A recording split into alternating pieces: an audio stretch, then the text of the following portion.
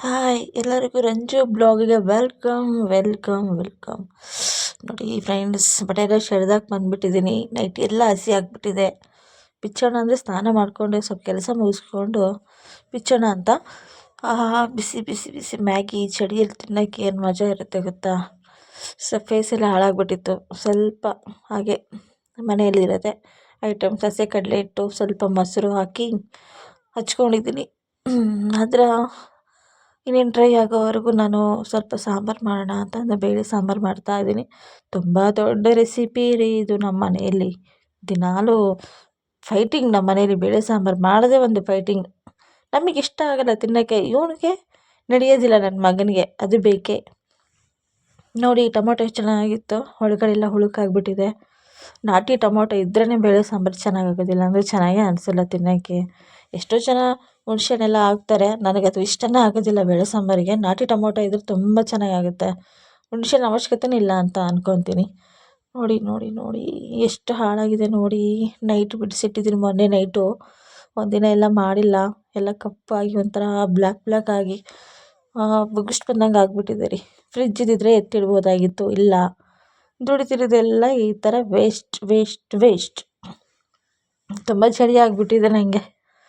ಅಪ್ಪ ಬೇಗ ಮಾಡಿಬಿಟ್ಟು ಕೆಲಸ ಎಲ್ಲ ಯಾವಾಗ ಸ್ನಾನ ಮಾಡಿಬಿಡ್ತೀನೋ ಅನ್ನೋಂಗೆ ಆಗ್ತಾಯಿದೆ, ಅಷ್ಟು ಚಳಿ. ಅದೇನು ಮಾಡಿದೆ ಫ್ರೆಂಡ್ಸ್, ಜೀವನನೇ ಆಗಿ ಬಂದುಬಿಟ್ಟಿದೆ. ನೋಡಿ ಎಷ್ಟು ವೇಸ್ಟ್ ಆಗಿದೆ. ಆಹಾ, ಡ್ರೈ ಏನೋ ಆಯಿತು, ಫೇಸ್ ವಾಶ್ ಮಾಡ್ಕೊಂಡು ಬಂದೆ. ಬಟ್ಟೆ ಎಲ್ಲ ಸೆಳೆದ್ಬಿಟ್ಟಿದ್ದೆಲ್ಲ ಒಣಗಿಬಿಟ್ಟಿದ್ದು. ತೊಗೊಂಡು ಬಂದು ಹೀಟ್ರ್ ಹಾಕೋಣ ಅಂತ ಹೋದರೆ ಕರೆಂಟ್ ಹೋಗಿಬಿಟ್ಟಿತ್ತು. ಕರೆಂಟ್ ಇರಲಿಲ್ಲ. ಅದಕ್ಕೆ ಅಷ್ಟರೊಳಗೆ ಸಾಂಬಾರು ಮಾಡಿದ್ರಾಯಿತು ಅಂದರೆ ಎಲ್ಲ ಬೇಯಿಸಿಟ್ಕೊಂಡಿದ್ದೆ, ಒಗ್ಗರಣೆ ಕೊಡೋದಷ್ಟೇ ಕೆಲಸ ಇತ್ತು.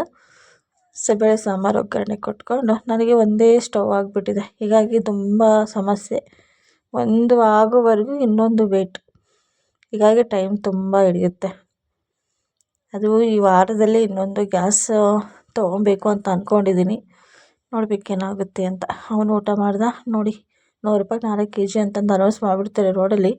ತೊಗೊಂಡೇನೋ ಬಂದುಬಿಡ್ತೀವಿ. ಈ ಥರ ಸಮಸ್ಯೆ ಆಗುತ್ತೆ. ಬಳಕಾಯಿ ಫುಲ್ಲು ಒಣಗಿಬಿಟ್ಟಿದ್ವು. ಚೆನ್ನಾಗಿ ಬಿಸಿಲು ಬಿದ್ದಿತ್ತು, ಚೆನ್ನಾಗಿದೆ, ಲೈಟ್ ವೇಟ್ರಿ ಬಿಸಿಲು ಬಿದ್ದಿತ್ತು. ಅದು ಸ್ವಲ್ಪ ಡ್ರೈ ಆಗಲಿ ಅಂತ ನಾನಿನ್ನು ಸ್ವಲ್ಪ ಹಾಕಿದ್ದೆ.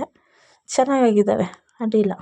ಸ್ನಾನ ಗಿನ ಎಲ್ಲ ಮುಗಿಸ್ಕೊಂಡು ಅಲ್ಲೇ ಸಂಜೆ ಆಗಿತ್ತು ನಾನು ಕೆಲಸ ಮಾಡೋವರೆಗೆ. ಅಲ್ಲೇ 7 ಗಂಟೆನೋ ಆಗಿತ್ತು. ಅವನು ಓದ್ಕೊತಾ ಇದ್ದಾನೆ. ಎಲ್ಲ ಊಟ ಗೀಟ ಎಲ್ಲ ಮಾಡಿಕೊಂಡು 7-8 ಗಂಟೆನೇ ಆಗಿತ್ತು, 8-8:30 ಆಗಿತ್ತು. ಮನೆಯೆಲ್ಲ ಪಾತ್ರೆ ಗೀತ್ರೆ ಎಲ್ಲ ಉಜ್ಕೊಂಡು ಎಲ್ಲ ಮನೆಯೆಲ್ಲ ಕ್ಲೀನ್ ಮಾಡಿ ಅವನು ಓದ್ಕೊಂಡು ಮೊಬೈಲ್ ನೋಡ್ತಾ ಇದ್ದ. ನೋಡಿ ಫ್ರೆಂಡ್ಸ್, ಬಾಯ್ ಹೇಳ್ತಿದ್ದಾನೆ. ಆಯಿತು friends, good night, sweet dreams. ಹೀಗೆ ಸಬ್ಸ್ಕ್ರೈಬ್